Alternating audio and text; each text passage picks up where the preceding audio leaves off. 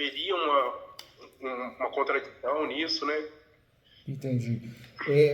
Hoje, você está advogando para as duas pessoas, tanto para a herdeira, que quer fazer o inventário direitinho, e para essa pessoa que tem a posse exclusiva, vamos dizer assim, há 20 anos, há mais de 20 anos, não é? E essas duas irmãs, elas estão assim bem, né? A briga, o embate está sendo entre ela e as demais. Entendi. Porque a inventariante não concorda que seja feito por esse método de troca de escritura. A inventariante não concorda que seja feito por esse método, porém ela fazia certo que os irmãos realmente cedessem, abrissem mão e que ela também abriria mão em prol dessa irmã, né? E que ainda essa irmã ainda teria direito na divisão, na partilha. Então por ela seria isso. Só que de todo modo, lá, quando iniciou o inventário, ela acabou declarando bem. Agora, o lado bom, que o inventário, né, eu sempre falo, o inventário por si só, fazer inventário de um imóvel irregular, de posse, poxa, você faz um inventário, gasta muito e não regulariza nada, né? Porque o inventário por si só não regulariza um imóvel de posse, não resolve questões de saldo de matrícula, sobreposição de matrícula. Quando é possível fazer uso do capião para regularizar esse tipo de imóvel, é maravilhoso porque o uso capião é a forma originária. Então você consegue regularizar, você já consegue talvez criar uma matrícula nova, né? Exigir que o cartório de imóveis abra uma matrícula nova. Então, em termos de custo e tempo, o uso capião é uma boa opção nesse caso. E hoje está pacificado, né? Que cabe o uso capião de herdeiro. Então não existe. Claro que tem juiz aí desatualizado, sempre teve e sempre vai ter. Mas aquele juiz que está atualizado, ele sabe que o herdeiro pode pleitear o uso capião de imóvel objeto de herança, conforme o RESP, né? O RESP 16.31.859. Então, não dá para fugir disso. Quer queira, quer não queira, é uma realidade, né? Eu orientaria... Fica à vontade. Não, pode falar, desculpa, eu cortei. Imagina. Eu orientaria fazer uso capião, porque o custo é menor, a segurança é maior, consegue regularizar, hoje tem julgados nesse sentido. O que eu entendi aqui, a briga, né? Ela é uma família inteira, né? Então, a inventariante e também as duas são suas clientes, né? Mas a pessoa que tem a posse exclusiva, elas estão juntas. Os outros que não estão, não é isso? Uhum. Exato. Eu acho que já que tem essa união das duas, e a ideia do doutor é fazer uso capião só no nome de quem tem a posse exclusiva ou fazer uso capião no nome também das duas, da inventariante? Qual que é a ideia do doutor? Eu acho que eu nem veria essa possibilidade, porque aí sim eu veria algum indício de burlar o ficaria estranho. Por mais que mudou Não. a jurisprudência, nós temos uma mudança, mas eu não orientaria não, porque quando a gente joga inventariante, existe, né, os impedimentos do uso capião, e um deles é o inventariante, o tutor, o curador. Então, para evitar confusão, para evitar erro e evitar que o juiz, a juíza julgue improcedente, vamos trabalhar com quem tem a posse, né? E com quem tem a posse em 20 anos. Seria perfeito, hein, doutor? A estratégia é boa. Eu faria sim o uso capião, mesmo porque o uso capião é possível, tem esse RESP. Esse uso capião ele seria fundamentado, a caixa desse uso capião de teses seria o quê? O 1238 do Código Civil, porque a posse é de 20 anos. Então vale a pena trabalhar, de 36 espécies, valeria a pena trabalhar com 1238 do Código Civil. Teria que trabalhar com o enunciado 492 da 5ª Jornada de Direito Civil. Também seria interessante, seria importante, o enunciado 492. E aí, doutor, também fazer uso da súmula 237. Súmula 237 do Supremo, porque vamos dizer que eles, algum herdeiro apareça, se habilite no uso capião, apresente contestação. Pelo menos o doutor está usando a súmula 237 como um escudo, um guarda-chuva, né? Para proteger a situação, né? Entendido. Só que uma coisa o que eu questiono é se esse tempo de posse exercido ele seria contado a partir do falecimento ou se esse tempo todo realmente vale, ele é considerado. Hoje a discussão... anos. A discussão hoje é que, de fato, a partir dos 18 anos você faz posse. Então vamos dizer que eu moro com a minha mãe, né? E eu completei 18 anos. Desses 18 anos para frente, eu estou fazendo posse, mesmo que eu more com a minha mãe, né? Então essa posse é minha, é a coposse, né? Eu tenho posse, a mãe também. Então, a partir dos 18 anos, o doutor já pode contar como posse. De fato é posse, né? Entendi. Então, sei lá, mas esse tempo que ela teve, que a mãe estava viva e ela morando nessa casa sozinha, exercendo posse exclusiva, eu posso contabilizar então.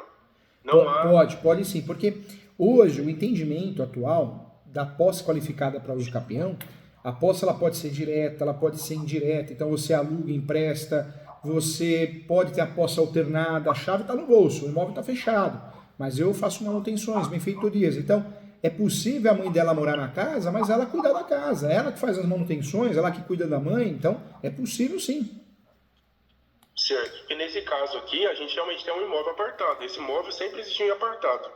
A mãe vivia em outra casa. Esses 20 e tantos anos ela viveu entrou nesse lote, construiu, né? Porque como se fosse assim, é meu, mas não tá no papel, né? Mas enfim, ela construiu ali e ali passou a viver. E tá com família lá, com o marido. Dá para fazer sim. E ela tem a posse dela, ela de fato, né? Sozinha, com a família, há quanto tempo? Isso mais de 20 anos. Então... Desde um contrato ali que foi feito ali de compra e venda foi feito em 2003. 2003 ela já morava na casa. Quando a mãe pegou o contrato, registrou em nome próprio, ela já vivia a filha já vivia nesse lote. Então ótimo. Então, você vê, ela já tem a posse já há 20 anos. Nossa, então, hoje, qualquer questionamento que faço em relação à mãe, já não cabe mais, porque ela mesma tem a posse, uma posse de segurança, né? Então, uma posse maravilhosa, né? O doutor manda ver no seu campeão, a chance é enorme de ter sucesso, né? Os argumentos de que foi tolerância, depois a mãe deixou ela construir ali, a mãe deixou ela ficar. Isso eles vão fazer, né? A tese defensiva desse uso campeão de herdeiro é a mera tolerância, mas tem a contratese que é o tempo, né? Ninguém deixa alguém num imóvel por mera tolerância por mais de 20 anos. Então o doutor pode bater nisso, né? Não há que se falar em mera tolerância de 20 anos. Uma mera tolerância seria de 6 meses, de dias, né? Nós estamos falando de 20 anos. Então, bater nisso, não existe mera tolerância. O que existe é a posse exclusiva, é a gestão exclusiva desse imóvel, entendeu?